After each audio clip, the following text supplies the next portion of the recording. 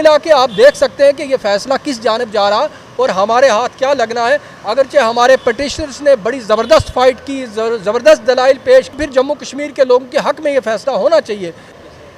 370 को लेकर जिस तरह से सुप्रीम कोर्ट ऑफ इंडिया में लगातार 16 दिन इसमें सुनवाई सुनी गई, 5 जजों का जो बेंच बना हुआ, हम आप तक खबर पल पल की पहुंचाते रहे, लेकिन आखिर के 2 दिनों में क्या कुछ हुआ। और स्टार्टिंग से जिस तरह से वकला हजरात बार बार ये कह रहे थे कि क्या ये कॉन्स्टिट्यूशनली तौर पे तोड़ा गया या अनकॉन्स्टिट्यूशनली तौर पे, उसके बाद सेंटर की जानिब से जो वकला हजरात थे किस तरह से वो डिफेंड कर रहे थे, वो काम गिनवा रहे थे, लेकिन सुप्रीम कोर्ट बार बार कह रहा था हमें काम मत गिनवाइए, ये बता दीजिए कि आपने जो कि इसको कॉन्स्टिट्यूशनली तौर पे जो है रिमूव किया या अनकॉन्स्टिट्यूशनली तौर पे। इसी पे हमारे साथ बात करने के लिए मौजूद हैं सोशल एक्टिविस्ट मीर शाहिद सलीम साहब, इनसे जानने की कोशिश करेंगे। सर, किस तरह से ये देखते हैं 16 दिन लगातार इस पर सुनवाई हुई है और आखिर के दिनों में जिस तरह से एक लंबी बहस आर्गूमेंट हुए हैं, लेकिन एक वकला हजरात हैं उनकी तरफ से एक बयान जो है सामने आ रहा है, वो हमें और हमारी जनता को बताएं, वो क्लैरिफाई कर दें कि जिस तरह से वो कह रहे हैं कि गुज्जर बकरवाल और पहाड़ी कम्युनिटी ये चाहती है कि 370 जम्मू कश्मीर से हटा दें, हमें कोई प्रॉब्लम नहीं है, कितनी सच्चाई है इसमें? बहुत बहुत शुक्रिया रुखसार साहब। पहले मैं प्रोसीडिंग्स से पहले आपके आखिरी सवाल के आखिरी हिस्से का, हरीश साल्वे एक बहुत बड़े नामी गिरामी वकील हैं, बल्कि बैन अक़वामी सतह के, वो बरतानिया के शहरी हैं, अगरचे वो भारतीय नवाज़ हैं, भारत से में पले बड़े हैं। तो उन्होंने एक अजीब सा एक बॉम्बशेल वहाँ पे कहा जी गुज्जर बकरवाल और पहाड़ी समुदाय कम्युनिटी जो है, मैं उनकी तरफ से पेश हो रहा हूँ और इंटरवेंशन जो है पटिशन दायर करना चाहता हूँ, क्योंकि उनके हकूक़ की हक तलफ़ी हो रही थी। ये आखिरी 2 दिनों की बात है। तो उसमें जो है, जब आपको लगता है कि गुज्जर बकरवाल और पहाड़ी कम्युनिटी ने ऐसा कहा होगा कि 370 जम्मू कश्मीर से हटाएं, हमें कोई प्रॉब्लम या दिक्कत नहीं है, क्योंकि पहाड़ी कम्युनिटी से जो वकला हैं, मुर्तज़ा खान साहब जो मेंढर से ताल्लुक़ रखते हैं, एनसी के सीनियर लीडर हैं, जो वो भी पहाड़ी कबीले से ताल्लुक़ रखते हैं, वो भी जो है सुप्रीम कोर्ट पहुँचे हुए, मुजफ्फर हुसैन खान साहब, क्या आपको लगता है पहाड़ी गुज्जर कम्युनिटी ये चाहती है?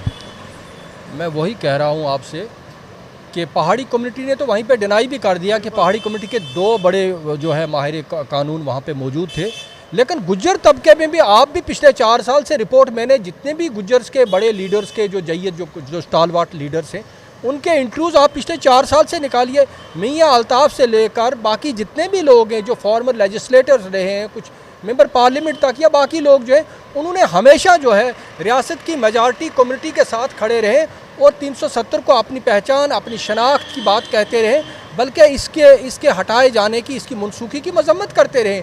अब जो भी जितने भी प्रोमिनेंट चेहरे हों, मैंने कहा मियाँ अल्ताफ़ से लेकर आपके जुल्फ़कार तक, आपके जावेद राणा तक या बाकी जितने भी यहाँ पे खान ब्रदर्स तक, तो उन्होंने हमेशा ये कहा है। तो अब ये कौन लोग हैं, वो कहते हैं मुद्दई सुस्त और गवाह चुस्त जो है, जो गुज्जर बकरवाल जो इसको डिनाई कर रहे हैं, और ये गवर्नमेंट का एक प्रोपेगेंडा। ठीक है, आरएसएस बीजेपी में गुज्जर भी हैं, पहाड़ी भी हैं, कश्मीरी लोग भी हैं, लेकिन जो गुज्जर बकरवाल के मफादात की, अभी आज भी आपने देखा ट्राइबल बचाओ मार्च जो है, हमने कल से उनसे बात की, उन्होंने भी कहा कि हमारा इससे कोई लेना देना नहीं है। तो ये गवर्नमेंट का, साल्वे साहब कोई छोटे वकील नहीं है, बहुत बड़े वकील हैं, सुप्रीम कोर्ट में जो है सेंटर को रिप्रेजेंट कर रहे थे बार बार, क्यों उनको ऐसा लगा और ऐसा बयानबाजी उनको करनी चाहिए थी, क्यों मतलब उनको ऐसा लगा?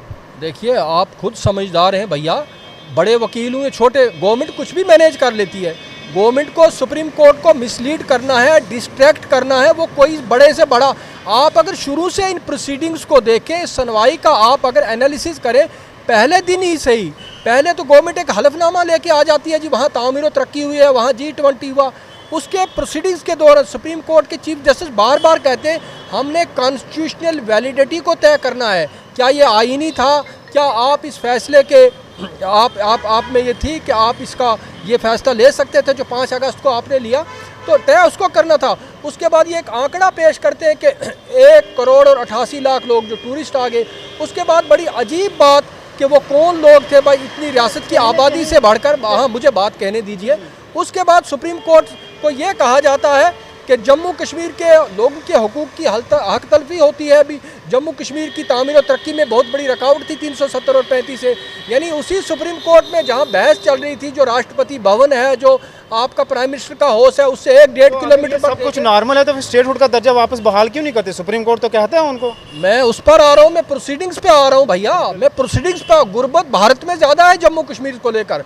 सुप्रीम कोर्ट को बार बार ये गुमराह किया गया और जम्मू कश्मीर को वाहिद रियासत नहीं थी कि जहाँ पे आप ज़मीन और जायदाद नहीं खरीद सकते, क्योंकि ये कहा जा रहा था कि भारत के शहरियों को उनके हकूक़ की जो है वायलेशंस हो रही हैं। फिर तो आपका सिक्किम, मणिपुर, नागालैंड, अरुणाचल प्रदेश, हमारे पड़ोस की रियासत है हिमाचल प्रदेश, वहाँ भी लोग ज़मीन और जायदाद और इमूवेबल प्रॉपर्टी नहीं खरीद सकते।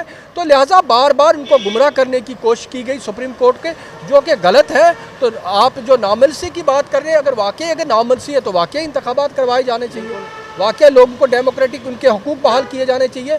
ऐसा है कुछ नहीं है। सुप्रीम कोर्ट इनको बार बार कह रहा है कि हमें डेडलाइन बता दीजिए, स्पेसिफिक टाइम बता दीजिए कि कब आप जम्मू कश्मीर में रियासत का दर्जा बहाल करने जा रहे हैं, लेकिन वो बताते नहीं हैं। सिर्फ ये कहते हैं कि बस इलेक्शन कराएंगे और किसी भी टाइम करा सकते हैं। सुप्रीम कोर्ट के आगे वो बिल्कुल कमिटेड नहीं है। पहले तो आपको पता होना चाहिए, इलेक्शन करवाने के लिए सुप्रीम कोर्ट में कोई नहीं गया। वो रोड मैप मांग रहा जी, इलेक्शन कब करवाने, वो तो कॉन्स्टिट्यूशनल वैलिडिटी को तय करने के लिए गए ना यार। वो तो नहीं कह रहे कि आप इलेक्शन करवाओ, और इलेक्शन पर भी नॉन कमिटल है। और ये भी कह रहे हैं वो जो है सरकारी वकील ये कह रहे हैं जी हम मुनासिब वक्त पे जो है रियासत का दर्जा बहाल करेंगे, उस पर भी।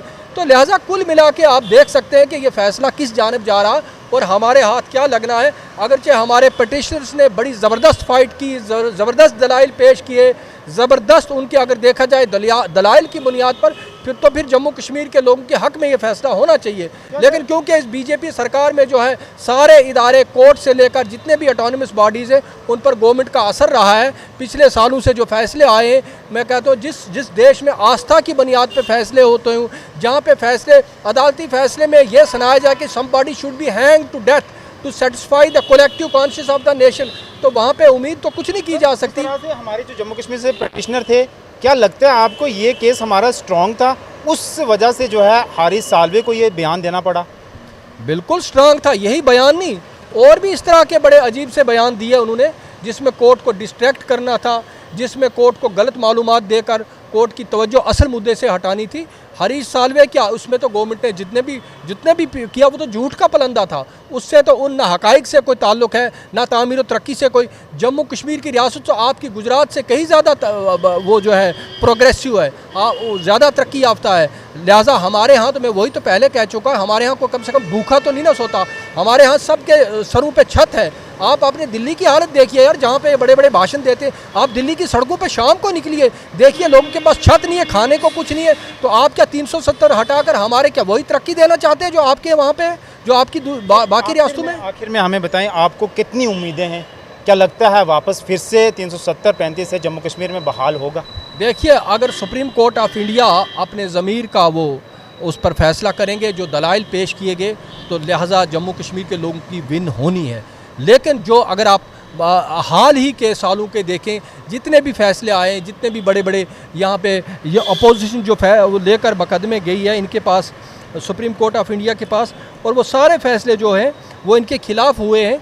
तो उसमें मुझे लगता नहीं, उसमें मैं यही कहूँगा कि उसी का शहर, वही मुद्दई, वही मुनसिफ, हमें यकीन है हमारा कसूर निकलेगा। बहरहाल फिर भी जो है हमारे पास कोई ऑप्शन नहीं था।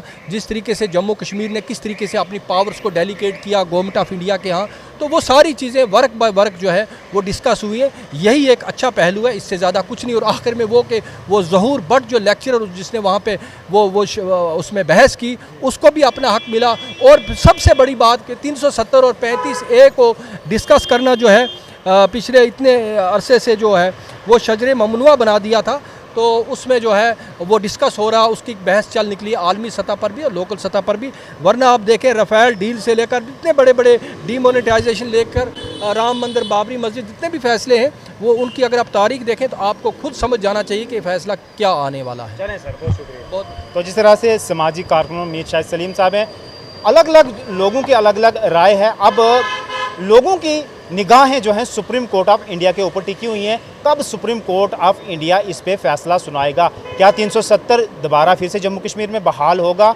किसके हक़ में फ़ैसला जाएगा? भारतीय जनता पार्टी के हक़ में, लोगों के, जम्मू कश्मीर की आवाम के हक़ में? जम्मू कश्मीर वो पॉलिटिकल पार्टीज़ के लीडर जो सुप्रीम कोर्ट ऑफ इंडिया में जाकर लड़ाई लड़ रहे थे, जिनने पिटीशन दर्ज की थी। अब जो है निगाहें सारी जो हैं सुप्रीम कोर्ट ऑफ इंडिया के ऊपर टिकी हुई हैं, क्योंकि दलाइल सब ख़त्म, पिटीशनर की जितनी भी थी आर्गूमेंट्स थे वो सब अब ख़त्म हो चुके हैं। सिर्फ अब जो है फ़ैसला सुनाना बाकी है। कब, ये अभी समय कुछ तय नहीं हुआ, पर आने वाले वक्त में इस रिगार्डिंग क्या कुछ और निकल कर आएगा वो भी आप तक ज़रूर पहुँचाएँगे। धन्यवाद।